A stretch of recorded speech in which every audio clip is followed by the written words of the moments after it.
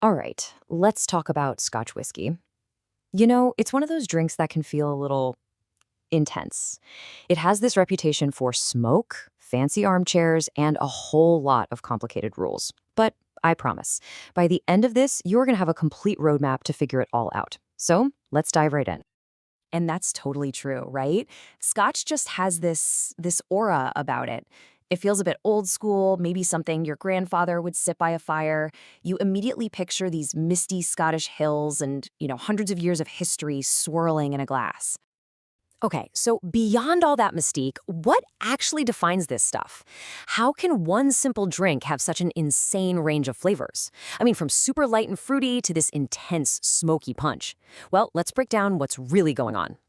First things first, Scotch isn't just a type of whiskey, it is a legally protected product with a really, really strict set of rules.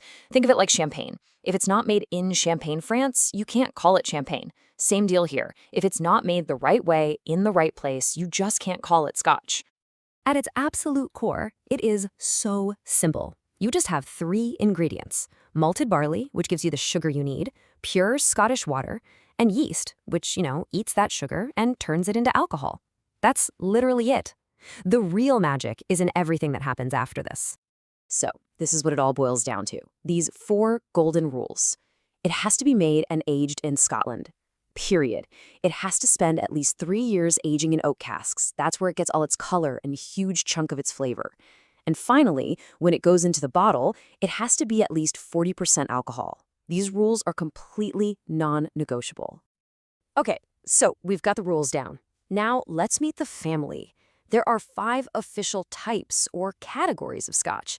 And honestly, the best way to get your head around them is to think of them as 5 distinct families, each with its own unique personality. First up, we've got the rock star of the group, single malt. The 2 words to remember here are single distillery. It's made from 100% malted barley, all coming from just one producer. This is where a distillery really gets to flex its muscles and show off its unique character. It's why single malts have some of the most complex and distinct flavors out there. Next is single grain. Now, single still means it's all from one distillery, but grain is the key difference. It means they can use other grains like corn or wheat in the mix. This usually makes for a much lighter, smoother, and milder spirit. Think of it as the softer, more easygoing cousin to a single malt. And now we have the blended malt. The best way to think about this one is like a musical supergroup. A master blender takes different single malts from several distilleries and combines them to create a totally new, balanced, and layered flavor. There's no grain whiskey allowed in this one. It's 100% pure malt whiskey. Its much rarer cousin is the blended grain Scotch.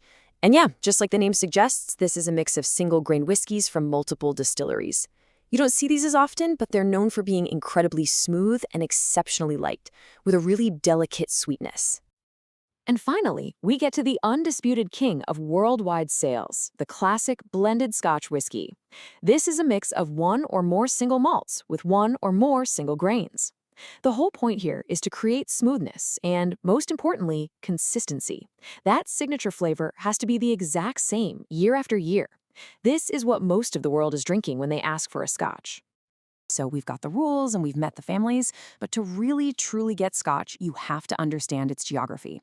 Scotland is carved up into these distinct whiskey regions, and each one is like its own little flavored neighborhood with a completely different style. So let's take a tour. Officially, Scotland is divided into 5 whiskey regions, and as you're about to see, where a whiskey is made has a massive impact on how it ends up tasting. And this slide right here illustrates the point perfectly. I mean, just look at the difference between Islay and Speyside. It is night and day. On one side, you have this intense, smoky, salty beast from Islay, and on the other, the sweet, fruity, elegant character of Speyside. Same country, totally different planets of flavor. Let's kick things off in Speyside, which is really the heartland of Scotch production. This one small area is just jam-packed with distilleries. Speyside whiskies are famous for being fruity, sweet, and elegant. Think notes of crisp apple, warm vanilla, a little bit of honey. It's a very welcoming and approachable style. Next, let's head to the Highlands. This is the biggest region by a long shot. And because it's so massive, there's really no single Highland style. You can find just about everything here, from light and floral whiskeys up north to these rich, full-bodied, spicy drams down south. It's a region that's all about diversity. And now for Islay, the island that's legendary for its powerful, peated whiskeys. So the barley they use here is dried over fires that are fueled by peat, which is basically decomposed moss and vegetation. This gives the whiskey an incredibly smoky, almost medicinal and salty character. If you love the smell of a bonfire on the beach, this is your place. Islay Scotch is a bold, unforgettable experience. So, from that intensity, let's go somewhere much more gentle. The Lowlands. This region down in southern Scotland is known for making light, smooth, and subtle whiskies. You get these lovely, grassy, or soft floral notes. Honestly, if you're new to Scotch, this is the perfect place to start. They're sometimes called the Lowland Ladies because they're just so delicate. And finally, we have Campbeltown. This tiny little peninsula was once, believe it or not, the whiskey capital of the entire world, with over 30 distilleries. Today, only a handful are left, but they make a truly unique whiskey. It's known for being robust, a little bit oily in texture, with hints of sea salt and a gentle smoke. It's like tasting a piece of history. So, that's our tour. But this raises a huge question, right? Why? Why do these different regions, all starting with the same basic ingredients, end up tasting so wildly different from each other? This right here, this is the central mystery and the absolute magic of Scotch. The wine world actually has a great word for this phenomenon, terroir, and it applies perfectly to whiskey too. And this slide really gets to the heart of it all. It comes down to the specific water source they use. Is it running over granite or through peaty bogs? It's the salty sea air that gets into the warehouses while the whiskey ages. It's whether or not they use that local smoky peat to dry the barley. And of course, it's the centuries of tradition that are unique to every single distillery. All these little details add up to create a unique flavor fingerprint.